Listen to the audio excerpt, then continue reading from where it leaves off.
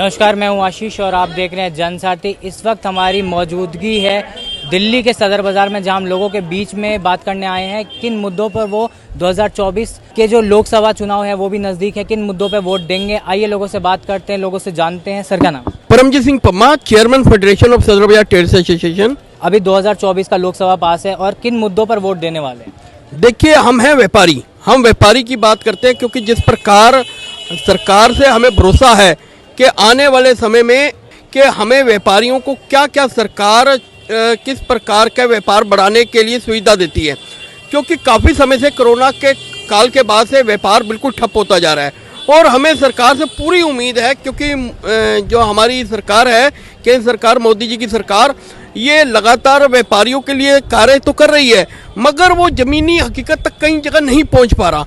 तो हमें उम्मीद है कि आने वाले समय में ये उस पर और काम करेंगे, जिसमें ये हो सके कि जो मार्केटें हैं हमारी वो सुंदर बनाई जाए, व्यापारियों को जीएसटी में सहूलत दी जाए, जो इनकम टैक्स में भी कई चीज़ें हैं जो आने वाले टाइम में जो हमें दिक्कतें खड़ी करने की आ रहा है, कोई नए कानून आ रहे हैं, उसके लिए भी विचार किया जाए। क्योंकि व्यापारी टैक्स देने में कभी पीछे नहीं हटता, मगर व्यापारी को कागजी और दूसरी बात है अफसरशाही से डर लगता है, क्योंकि आज समय ये हो चुका है कि हर चीज़ जो है कि कागज़ से हटकर ऑनलाइन हो चुकी है, मगर उसके लिए हमें सुविधा भी पूरी चाहिए, क्योंकि कई जगह तो फ़ोन ही नहीं हमारे काम करते, सिर्फ गलियाँ छोटी गलियाँ हैं, फ़ोन ही नहीं काम करते, नेट ही नहीं काम करता। तो ये चीज़ें हैं, हम सरकार को यही कहते हैं कि आने वाली जो सरकार है वो व्यापारियों के लिए काम करे, व्यापारियों के हित में काम करे, और व्यापारी इस देश के विकास के लिए इतना फंड देगा कि सरकार को और कहीं देखने की जरूरत नहीं पड़ेगी। बहुत सारे मुद्दे हैं। सबसे बड़ा मुद्दा तो हमारे लिए राम मंदिर का मुद्दा है। सनातन धर्म का जो एक जीवन उद्धार मोदी जी ने किया है, सबसे बड़ा तो वो मुद्दा है। उसके बाद भी अनेकों ऐसे मुद्दे हैं जो लगातार मोदी सरकार में विकास कार्य हो रहे हैं, और हमें उम्मीद है आने वाली सरकार में और विकास कार्य तेजी से होंगे। देखिए, किसान पूरे हिंदुस्तान में है, लेकिन एक पंजाब का ही किसान आया हुआ है, और मैं खुद वहाँ पर होकर आया था। वहाँ पे मर्सिडीज गाड़ियाँ, हैमर गाड़ियाँ और बड़ी बड़ी गाड़ियों में आए हुए हैं। क्या किसान कभी इन गाड़ियों में चलते हैं? ये असली किसान है ही नहीं मेरे हिसाब से। कहना चाहूँगा, देखिए, इनकी बात से मैं सहमत नहीं हूँ कई चीज़ों में। मैं ये कहना चाहूँगा, ये नहीं है किसान किस में है, मेन बात है मुद्दे क्या हैं। अगर केंद्र सरकार बात कर रही है, इसका मतलब कोई ना कोई मुद्दा तो है ही है ना। और केंद्र सरकार बड़ी रात को भी हमने देखा 12-1 बजे तक प्रेस कॉन्फ्रेंस कर रही है, तो इसका मतलब देखिए, हम ये नहीं कहते, अगर मुद्दे जेन्युइन हैं, मुद्दे अच्छे हैं, तो उस पर बातचीत, हमें गाड़ियाँ नहीं देखनी चाहिए, हमें कुछ नहीं देखना चाहिए। हमें ये देखना चाहिए कि इस मुद्दे पर अगर सरकार की नीयत साफ है, सरकार भी और किसानों की भी नीयत साफ है, तो बैठ के हल निकालना चाहिए, ना कि इस मुद्दों पर लटकाना चाहिए। क्योंकि हमें पता है पिछली बार भी मोदी जी ने जिस प्रकार खुल के बोला किसानों के हक में, आगे भी मैं ये नहीं कहता कि ये क्या है क्या नहीं है, मुझे उम्मीद है कि मोदी साहब कोई ना कोई ऐसा हल निकाल लेंगे जिसमें आने वाले समय में ये मुद्दा बिल्कुल खत्म हो जाएगा। आपने एक बोला था कि मेन मुद्दा है राम मंदिर। कहीं ना कहीं राम मंदिर पे भी विपक्षी लगातार सवाल उठाते आए हैं और उठाते रहेंगे। देखिए, विपक्ष का तो काम होता है सवाल उठाने का। बाकी इस टाइम हर आदमी के मन में राम मंदिर का इतना उत्साह है, क्योंकि अब ये सवाल तो खत्म हो गया कि अब की बार कौन आ रहा है। अब तो सवाल खाली ये बचा है कि कितनी सीटें आ रही हैं।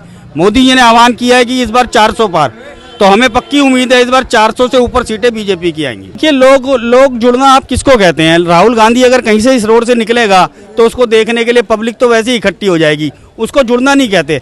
आपके पास कोई मुद्दे ही नहीं है, आप चुनाव लड़ने जा रहे हैं, आपके पास अभी तक कोई मुद्दा नहीं है, आप सिर्फ मोदी जी को गाली देके चुनाव लड़ना चाहते हैं।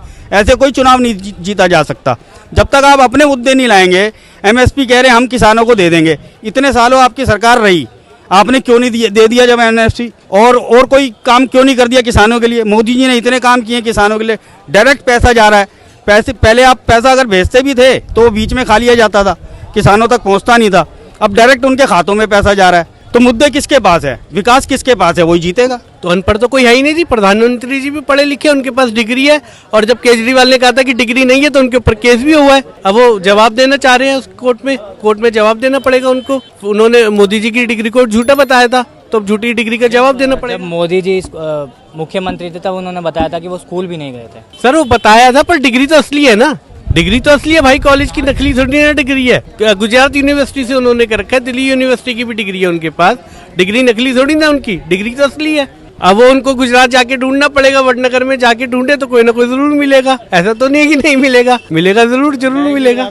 जो खुद झूठे होते हैं उनको सामने वाला भी झूठा लगता है। मोदी जी का एक वायदा बता दो जो झूठा साबित हुआ। 370 कहा था उन्होंने, हटा दिया। राम मंदिर कहा था, हटा दिया। तो कौन सा ऐसा वायदा उनका जो झूठा हुआ हो? कहते हैं कि ऐसे रेलवे स्टेशन पे चाय बेचा जहाँ पर रेलवे स्टेशन ही नहीं है। ये तो राहुल गांधी कह सकता है और तो कोई नहीं कह सकता। राहुल गांधी कह रहा होगा ये बात तो राहुल गांधी कह सकता है ऐसी बात, और कोई नहीं कह सकता। मेरा वोट जाएगा जी आपका बीजेपी सरकार को। क्यों, ऐसा कोई काम आपको बहुत पसंद आया? काम आप ये कह सकते हो, जब से बीजेपी सरकार आई है, आप अगर बिजनेस वाइज लो तो आपका वैट हटा के जीएसटी लेकर आए, नोटबंदी करी, नोटबंदी के अंदर लोगों को प्रॉब्लम हुई, लेकिन एक करेंसी सिक्योर हो गई। जितना आपका नकली करेंसी थी, जितना आपका और देशों में नकली करेंसी चल रही थी, वहाँ की सारी नकली करेंसी बंद हो गई और हमारी करेंसी सेफ हो गई। हमारे अपनी कंट्री की करेंसी सेफ होना बहुत ज़रूरी है। और उसके अलावा अगर आप देखें तो वर्ल्ड वाइड मोदी जी ने हमारे कंट्री को एक रिकॉग्निशन दी है हर जगह, कि लोग आज आप किसी भी कंट्री में चले जाइए तो वहाँ पे अगर आपको कोई जानता है, आपको कोई पूछे कि आप इंडियन हैं, तो वो यही कहता है कि आपका जो प्राइम मिनिस्टर है वो बहुत स्ट्रॉन्ग लीडर है। उन्होंने आपकी कंट्री को अच्छी रिकॉग्निशन दिलाई है, पूरे वर्ल्ड में नाम है, एंड एवरीबडी इज़ रिस्पेक्टिंग हमारी कंट्री को। हर कोई रिस्पेक्ट कर रहा है इस टाइम पे। ये राजनीति है, सीटों का पता अप्रैल में खुद पता लग जाएगा किसके पास कितनी सीटें आती हैं और कौन जीतता है। क्या लगता है किसकी सरकार आएगी लास्ट? मोदी जी की। आपको क्या लगता है? मोदी जी। मोदी जी। देखो, सरकार उसी की आएगी जो काम करेगा, जो बातें करेगा उसकी सरकार नहीं आएगी। बस मैं यही कहना। बताइए आप बताइए। अरे हमारे सबसे बात करो यार भाई। बताइए किसकी सरकार आएगी? हमारे यहाँ